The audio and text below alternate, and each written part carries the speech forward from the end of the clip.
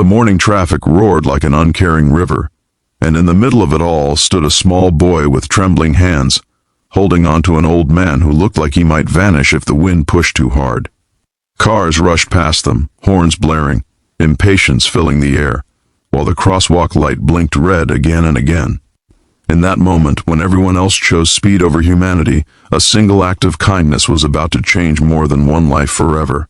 Before this story continues, if you believe that kindness still matters, that small good deeds can create big miracles, please take a moment to like this video, comment your thoughts, share it with someone who needs hope, and subscribe to the channel.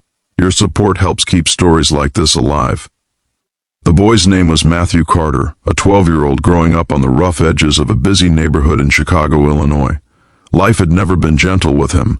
His mother, Sarah Carter, worked long hours cleaning offices downtown, often coming home late with tired eyes and aching hands.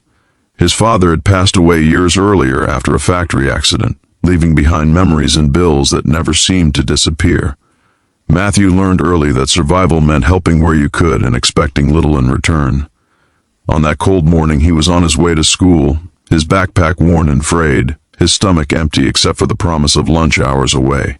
The old man stood at the curb, hunched over a wooden cane, his coat too thin for the season. His name was Thomas Reynolds, though no one around seemed interested in knowing that. His eyes were cloudy with age and fear, watching the speeding cars as if they were monsters waiting to strike.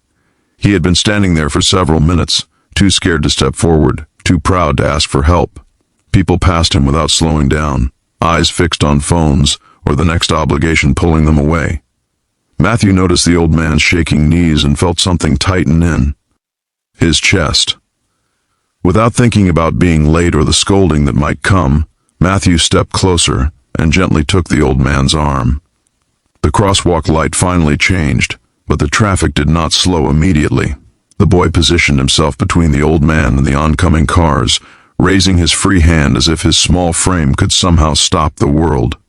Each step felt like a battle against time and danger. The old man leaned heavily on Matthew, his breath shallow, his trust absolute.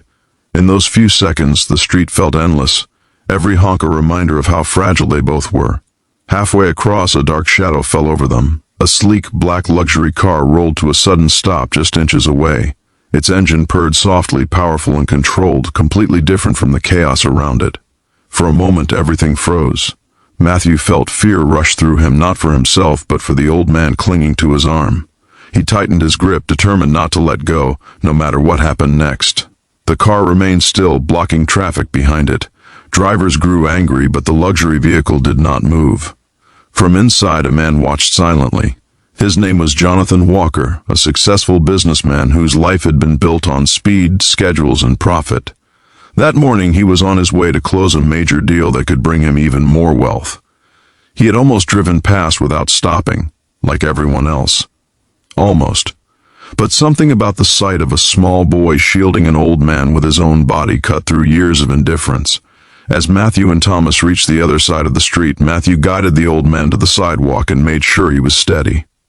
The boy's heart pounded as the luxury car's door opened behind them. Jonathan stepped out, his polished shoes touching the cracked pavement, his expensive coat standing in sharp contrast to the world around him. He looked at Matthew with an expression that held surprise, admiration, and something deeper that had been missing from his life for a long time. Jonathan learned that Thomas lived alone, surviving on a small pension, his days filled with silence and memories.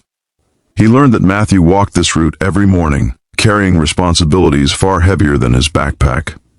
The businessman felt a strange weight in his chest, a realization that all his success had not taught him what this child seemed to understand so naturally. That kindness was not about convenience, it was about courage. In the days that followed, life began to shift in quiet but powerful ways. Jonathan arranged help for Thomas, ensuring he had proper care, warm meals, and a safe place to live.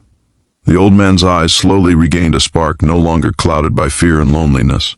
For Matthew and his mother, opportunities appeared that felt almost unreal. School support, financial assistance, and a sense that someone finally saw them not as problems, but as people worth investing in. Matthew did not see himself as a hero. To him, helping the old man was simply the right thing to do. Yet his small act created a ripple that touched lives far beyond that street corner. Teachers noticed his confidence grow.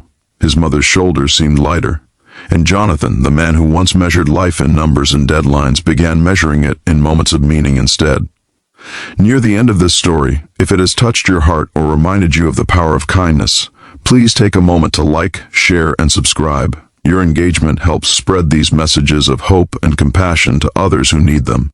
Matthew continued walking that same path to school every morning. Cars still rushed by, and the city still moved too fast. But something had changed within him, and within those he had unknowingly inspired.